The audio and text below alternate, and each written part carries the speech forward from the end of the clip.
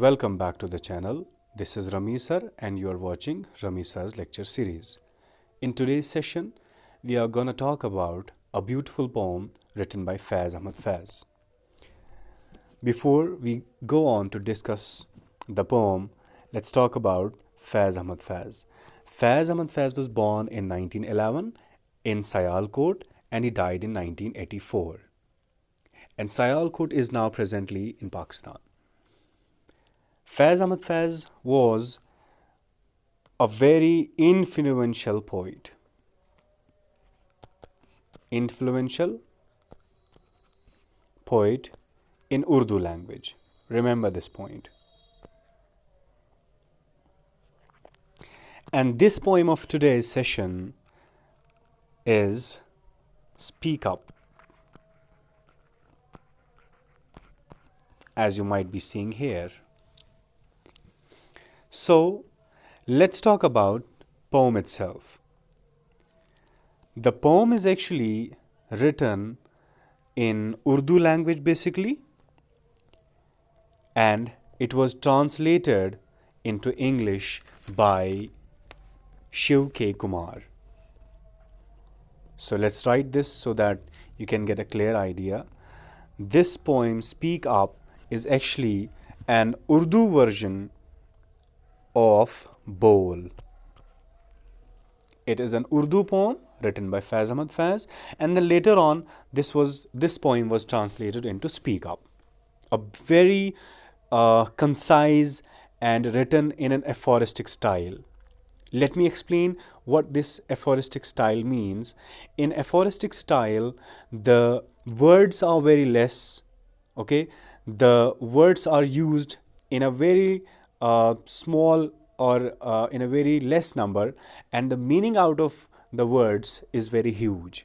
Okay, that means less words, huge meaning. That is what is aphorism or aphoristic style. Aphorism. Okay, using less words, but those words are having a very huge meaning in the poetry. So, Speak Up is a poem and it has the actual emotions in Urdu language. And when we translate something into other languages, the emotion or the intensity is marked down. So, let's begin with the poem. Speak up, your lips are not sealed, and your words are still your own. This upright body is yours. Speak while your soul is still your own. This is the first stanza of the poem, and this stanza talks about the man, or you can say the condition of a man with regard to language. So the very first word of the poem is speak. So Ahmad Faiz is saying, or he is just convincing us to just speak. Okay, because speaking is a very powerful tool of human beings. We cannot shun speaking because it gives us a power to deal with the difficulties, to deal with the obstacles in life. Okay, before we move on, I would like to add a comment here that sometimes I would be using or speaking Urdu because maybe some of the students may tell or they may complain that they are not well versed with the English language. So that's why I'll be shifting to the other language as well in the poem. So,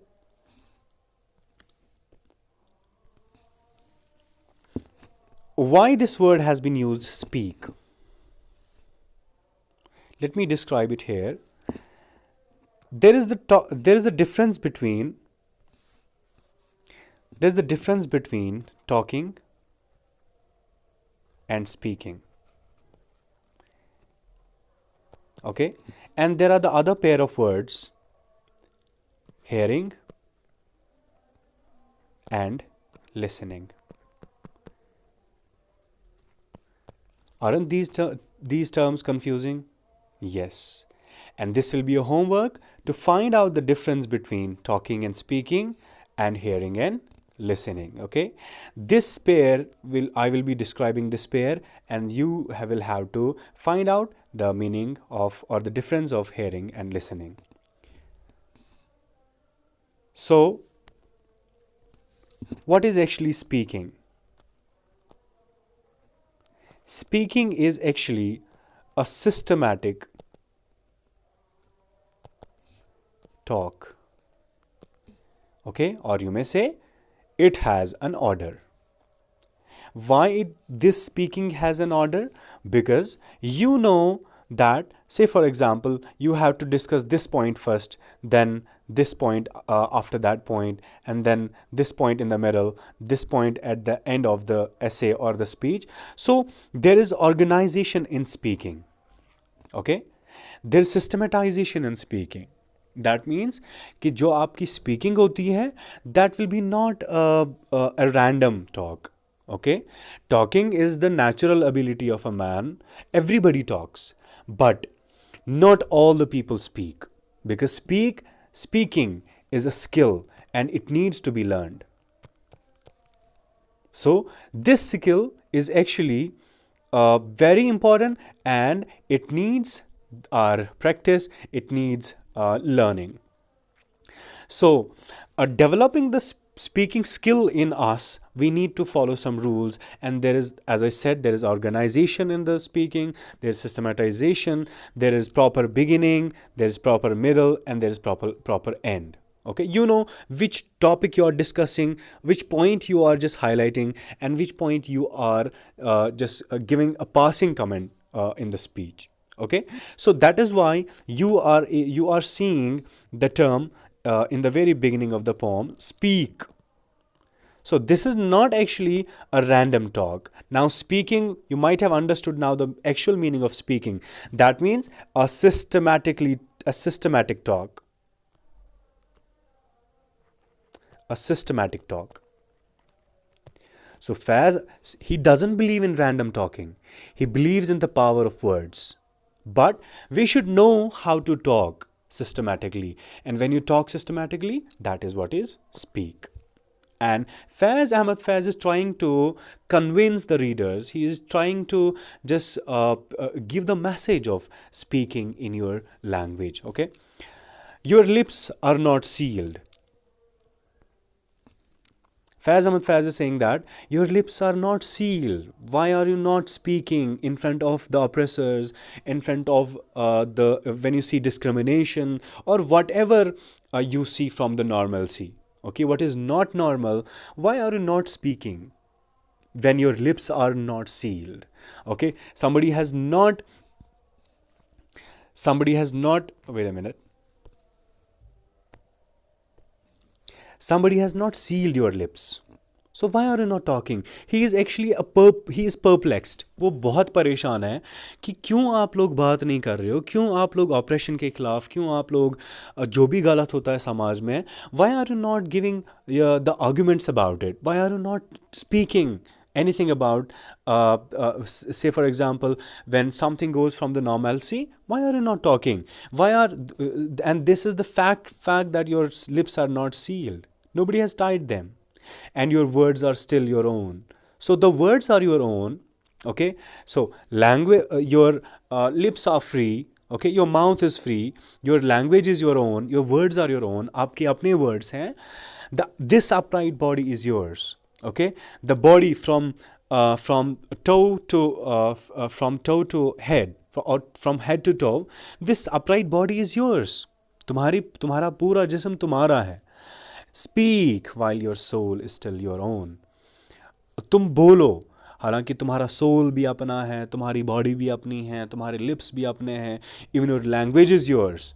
So what is the point of not talking or not speaking in front of the people who are just discriminating you, who are just oppressing you? Look there in that symmetry. Look there in that symmetry.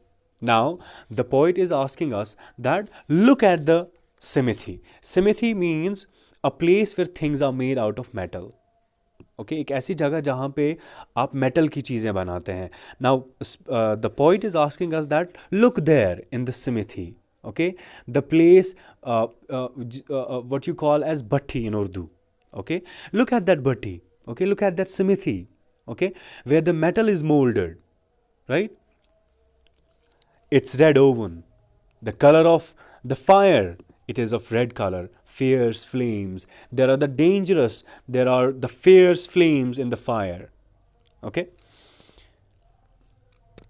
the padlocks are already opening their mouths. You know, padlocks. The padlocks means small metallic lock. Okay, so the padlocks are already opening their mouths. Okay, and you should begin talking, you should begin speaking in front of all the oppressors. And you know, by beginning something, or especially here speaking, when you, the moment you speak, the padlocks will open. Okay, and they are already opening their mouths.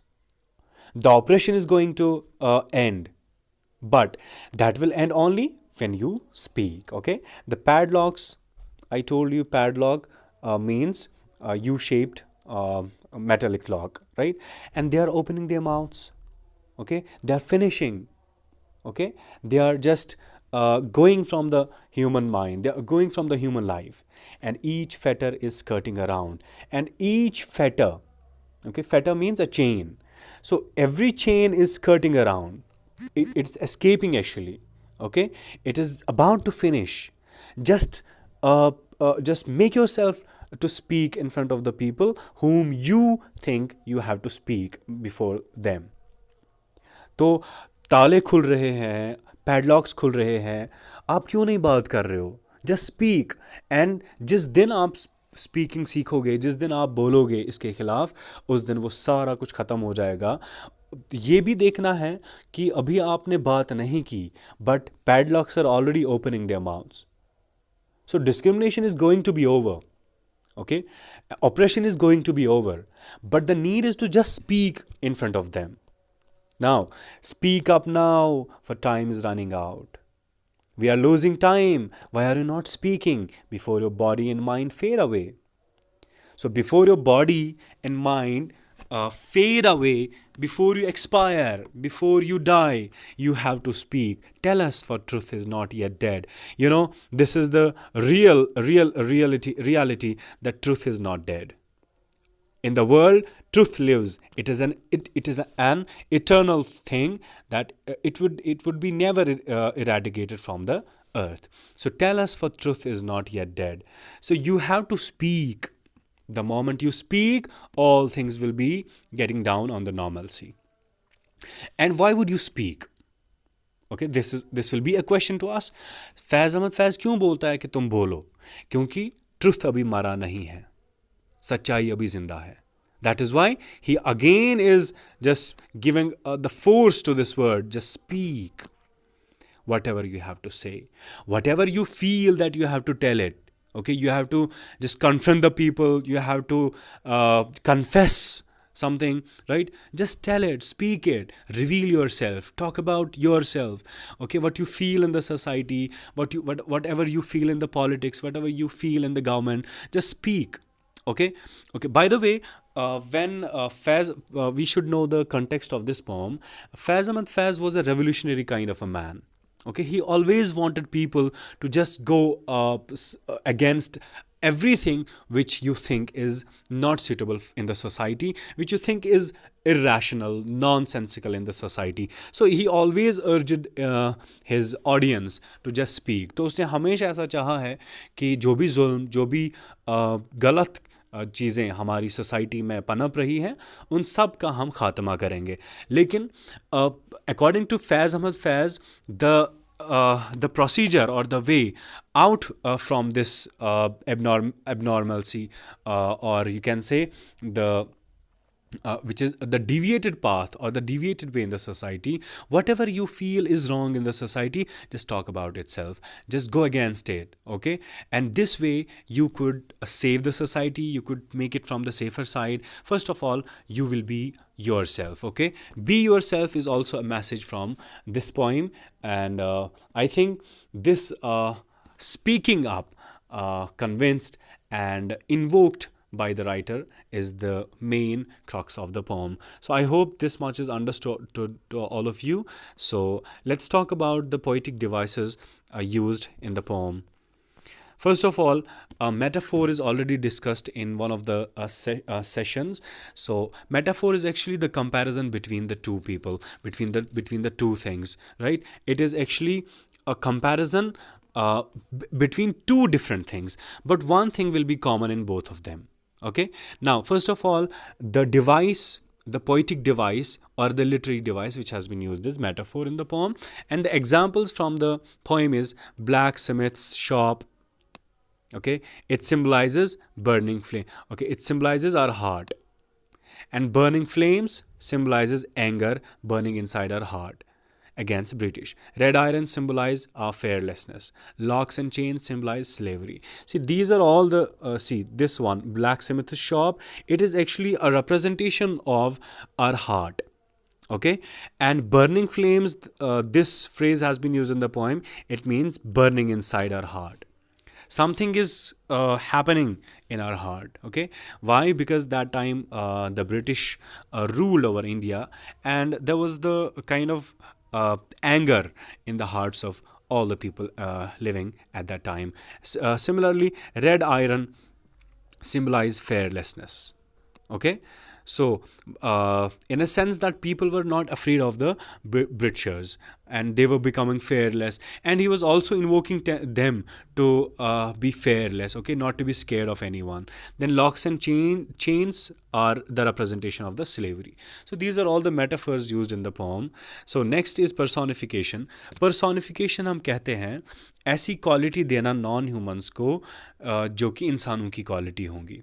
ठीक है, जैसे या कोई भी object होगा उसको आप humans की क्वालिटी देते हैं. For example, locks open there jaws. It is impossible, a lock can not have a jaw.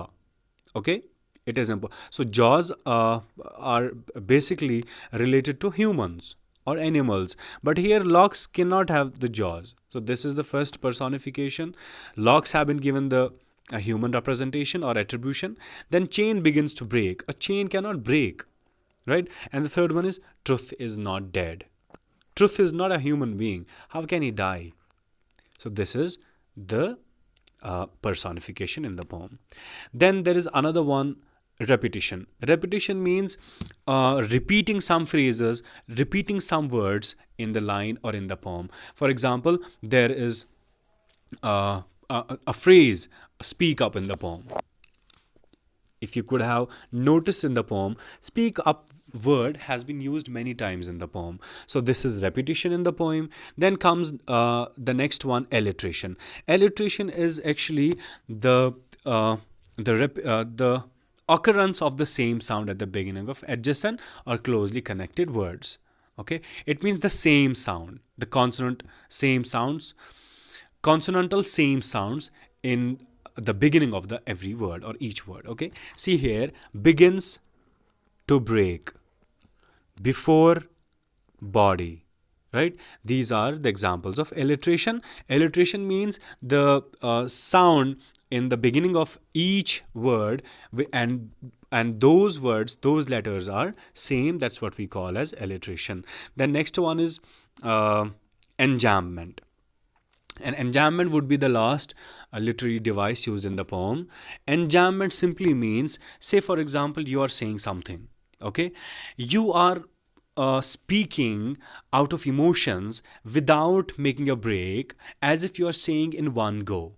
Okay, and these kind of lines are paused, or commas are being used in the enjambment, as if someone is saying the line in one go, in one breath. Okay, quickly separating by commas.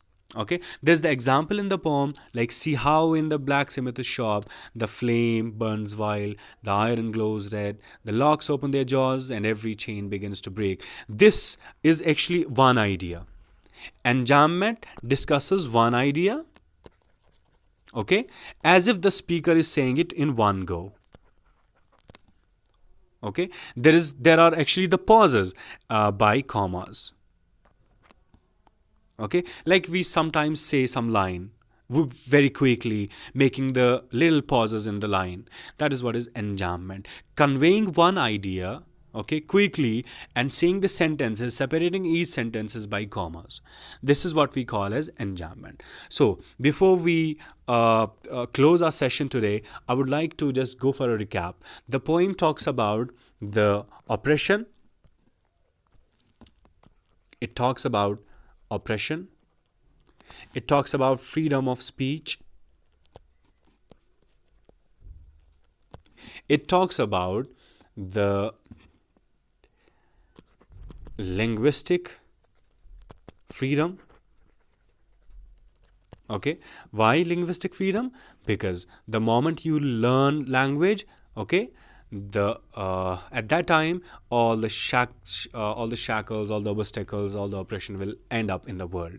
So Faiz Ahmad Faiz believed in the power of words.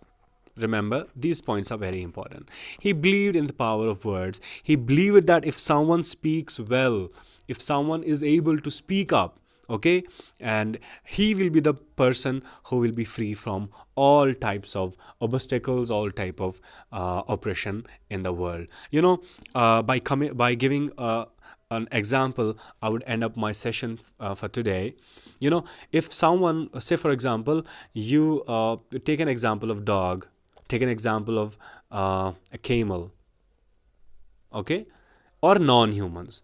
See, camels do not talk. Dogs do not talk. They do not speak our language. Okay, they do not speak our language. We have a different language from dogs and camels or all the animals. But see, why do we just oppress camel? Why do we exploit dogs or other animals? Because we know in the hearts of our hearts that they will not talk. They cannot talk. Okay, imagine a camel. If sometime you just are facing a camel and camel just speaks your language, we will feel terrible.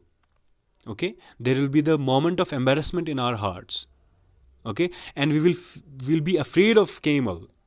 Before meeting up with the same camel next time, we'll be very cautious meeting him, because we'll say he is talking. So speaking is actually power. बोलने में ताकत है, लेकिन कैसा बोलना होना चाहिए? Systematic. तो यही चीज़ फैज़ अहमद फैज़ बोलता है पोएम में कि आप बोलो, तभी जुल्म ख़त्म होगा, तभी ऑपरेशन ख़त्म होगा. और जब आप बोलना स्टार्ट करेंगे, और आप देखो बोलने से पहले ही जो ऑब्स्टेकल्स हैं, जंजीरें हैं, कुछ भी है, वो सारा ख़त्म हो रहा है. So we have to learn how to speak. So there's need to learn this skill. This skill is extremely important in our lives. So the basic need is to learn the rules of speaking, learn the basic fundamental principles of speaking. So here I stop today's session. I hope you guys will understand it and will appreciate the session. On having any kind of the confusions, you can just write in the comment box. Thank you so much for watching.